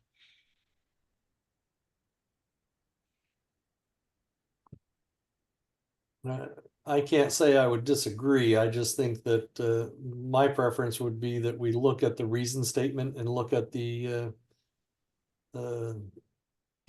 can you do that, Dustin? Can you go back and find out why that was actually put in there? You know, research So- the original amendment in the first place to see what what they were really trying to capture here and whether the new code captures it or not. do we know when this language was added in? Was it specific to the 2021 code, or was it added previous to that? I think it's been there for a while, but Okay. So if it wasn't immediately added just in the last code cycle, it'll take me a little bit longer to dig up the reason statement on that one. I think that's why the model code, that was one reasons why they put in there why it's exterior wall tested assemblies. That was something, that's why it was changes that you actually have to have a listing and a testing to it. If you read the sections in the model code, that's where you get the all those ASDMs and all that stuff. That was important to get in there, and Marcello is the one who pushed all that stuff. I don't know if you guys know who Marcello is. He's a UL guy, in a writer laboratory. So would the recommendation be to research whether or not the model code changes cover the existing state amendment, and to just verify that the amendment's still needed or is not needed? Yeah, it was, if someone else would verify. I went through and verified that, and I said we don't need it, but that's why I wrote, do you want to keep or not? I don't think you need it because I think the model code actually deals with it. So Yeah, I think it would be get rid of the amendment, but not until somebody else has confirmed. yeah, I would like someone else to look at it too. Yeah. I just looked in the 2015 and we did have the amendment. So yes, it's going to be an older amendment. Yeah. It's good. And I think I told people this, one of my goals before I finally retire is get all our Washington State amendments in the model code, because I'm sick and tired of Washington State amendments. So I've been pushing these things. Every Washington State amendment I take to the national code to try to get it approved. And if it doesn't get approved, I at least know why it doesn't from other people around the country. So, Okay. and this was one I think we took in to get approved in the national code. What I remember. So yeah, if someone else could verify that, if you see if that's where I said minor, that was one of my things. Minor change says if you want to keep, that was my reason.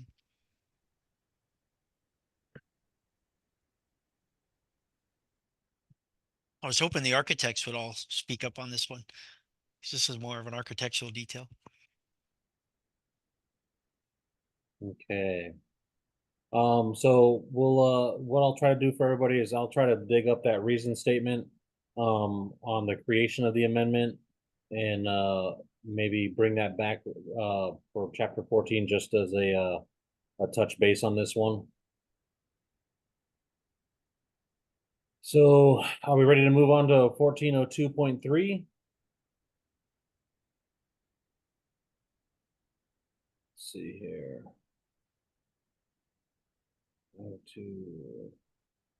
That's right. That's when we thought chapter 14 would be quick. It's because we said something out loud.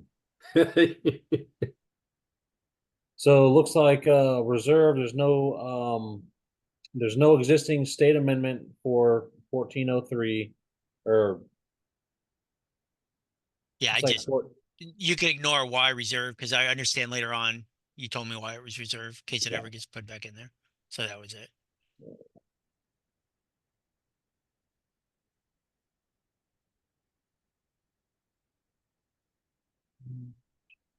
And as far as the significant change, like all these other changes in chapter or section 1402,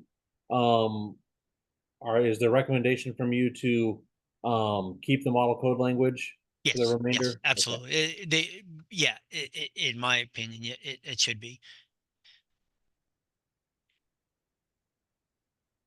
It pretty much, just to let people know, it just pretty much means these are areas that have been tested by a recognized laboratory system, so you know it works. So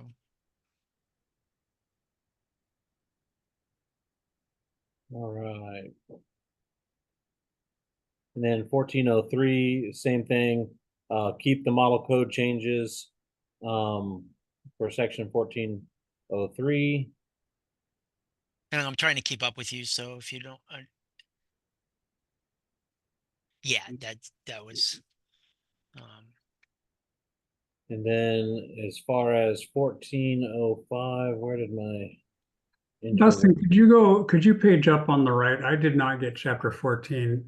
What is the page up a little bit more? What is 1402? So the title for section 1402 is the performance requirements Okay. for exterior walls.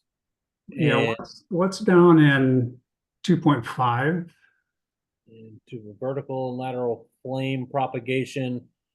So it's additional new language, and then existing sections have been renumbered below 1402.5.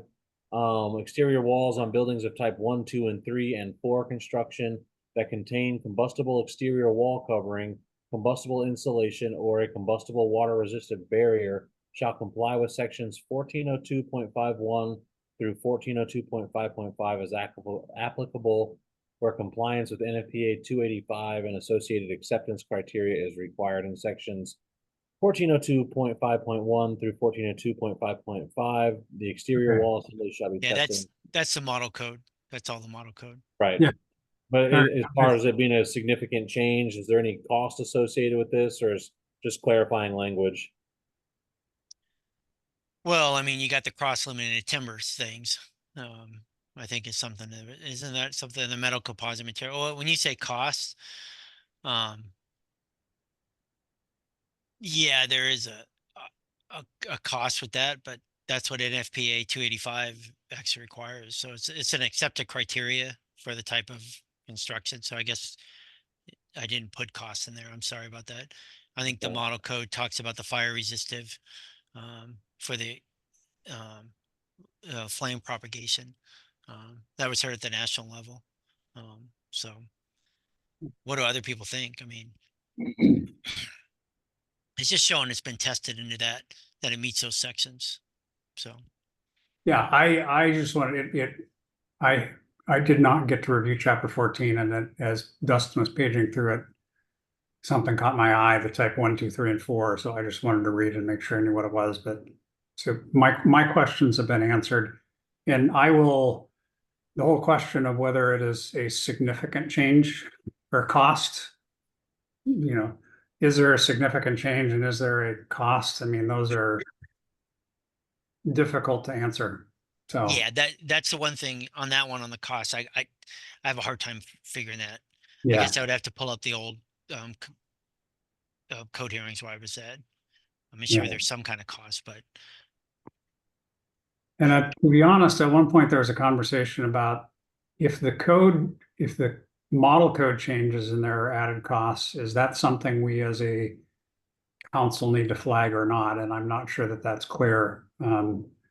We've kind of been directed to adopt the model codes Yeah. by the legislature. So if there's cost impacts to the new model codes, do we flag that in this process or not? We kind of are, but I think that there is an argument that we maybe don't. So it's really the state amendments.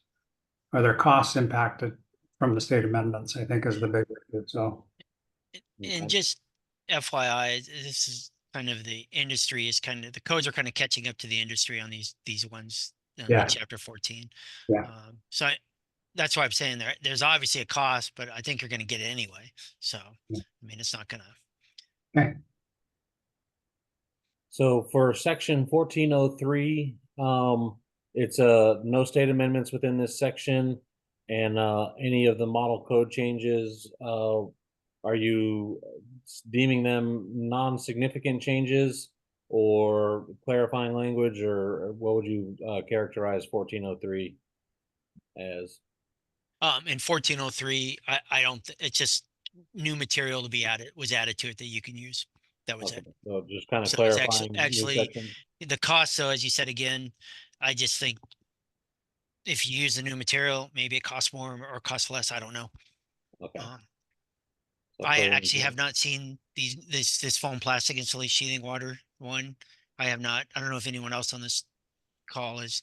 I've never had anyone submit it yet as like a code alternate or something like that. So So it I don't pretty know, much just Mike. calls You out might know. the Yeah. standards for these new types of materials. Yeah. The standards actually are correct. I did check the standards. Yeah, and I think if you're just adding another option, that should not be flagged as a cost. Okay. Okay. Thanks. If we are saying thou shalt use this new fancy insulation or something, and it is a significant cost impact, that's something that I think we should flag, as the code now says you have to use this type of insulation everywhere. And that is going to be a cost impact. I think we would want to flag that. But if we're just adding another option that somebody can use, I don't think that that's. Yeah, that's what they were doing mostly in chapter 14. They're just giving more that actually in the hearings, there was data that's backed up those changes. So I was like, well, that's fine. Yeah. That's how I looked at it. So.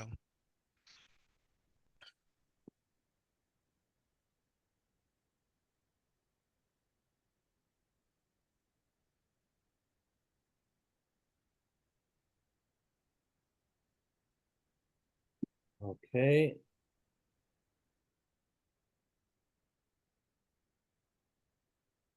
Lots of renumbering because of all that stuff. Yeah,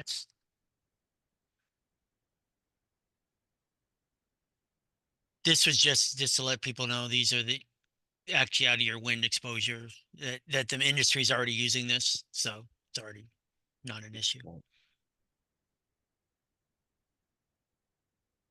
So I would like to ask, do we have room to like maybe extend this meeting 10 minutes to wrap chapter 14 and talk about the rest of the work for the remainder of what we're trying to do for the June council meeting? I'm fine. Yeah, I'm okay with that if we can maintain quorum. I guess we don't have to necessarily vote on it today. I need to jump at 4. You need to jump at 4. So how about I talk about the rest of the meetings and then we can come back to 14 and try to finish it. Yeah, So sounds good.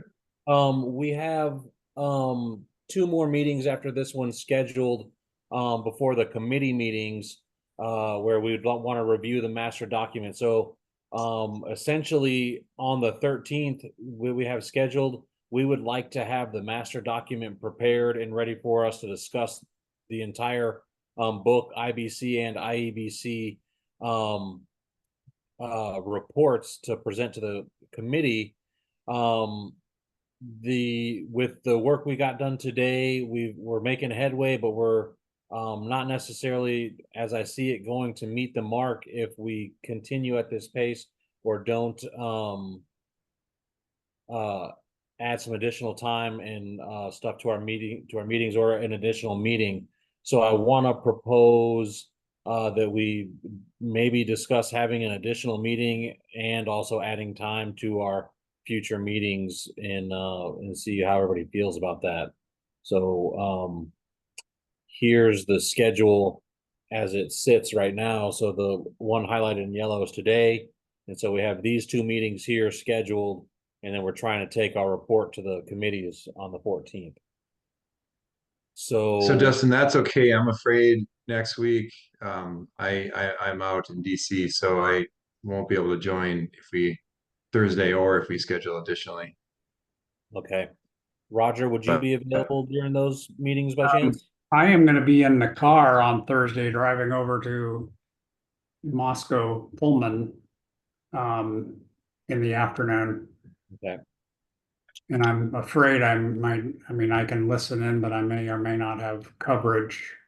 And Okay. I know I need to present the information on 16, 17, the structural, Yeah. so. Would you be, so we could, like, I'll make my schedule work for any of the days we have available, to make these meetings happen. I'm just asking what would be the best day to maybe add one, and asking if we can extend the 6th and the 13th by maybe the 13th wouldn't need to be extended, but extend the 6th by an hour and add another 3-hour meeting in somewhere in this time frame. I'll just toss out my Wednesday afternoons could be open. Okay. yeah, 12th and 13th work well for me too. Yeah, my Wednesdays are pretty open too. My Wednesday. Thursdays are just constantly booked. I got So if I set up for, Wednesday and maybe even a tentative the 12th Wednesday, to have some extra meetings in there, we could probably still plan on having a quorum at those meetings. I expect so. Okay. Then what I'll do is I'll have the admin send out some placeholders for the actual meetings, and I may just develop the agendas and get them out there, and we'll put all the documents on all these meetings so that everybody can have them to peruse.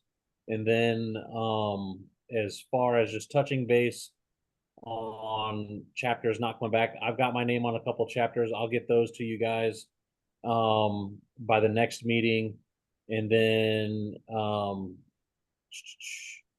Tim's not here and Steve is not here, so I'll have to reach out to them on a separate note to see what the status is on those chapters. And then, Dustin, on chapter 16, you've got the existing amendments blocked out there. I had sent that to you and I just now resent those, so you should have okay. the I think document. that we got it. We just didn't have, like, I didn't update this spreadsheet for a while, so Okay, my okay. apologies if it's not 100% correct. Okay. But And didn't I I'll send you some of the other chapters, 1, 2, and 3 and all that? I thought I sent all those. You did. I've got that Okay. from you. So it's labeled as yellow. We got those from you on May 6th. And we'll go through those here at the next meeting. Do we want to extend any further and try to wrap 14, or do we need to hop off? I think somebody had to run right at 4, and that may have killed our quorum. Yeah, I think let's just pick up if that's okay with everyone next time. Okay. Is that all right? That is all right by me. Yep. Okay. Okay, so we're leaving off at 14:0. Where'd my spreadsheet go? Sorry, guys. Leaving off at 14:05, and we'll pick that up, and it should be pretty quick to wrap up 14. Of course, now I've said something about it, and it'll take us a while now. That's right. It'll take all 2 hours. Sorry. Okay. No, it's okay. Okay. Well, great work, everyone. Thank you. Let's adjourn. Okay. Appreciate it. Everybody today, and we'll make it all happen. Yeah, and hopefully, I just want to say, hopefully, I was clear in explaining the stuff on this. Great. I think so. Okay. Yeah. All right. Thank you, guys. Have a good rest of your day. Okay. Thank bye. you, everybody. Thank you. You too.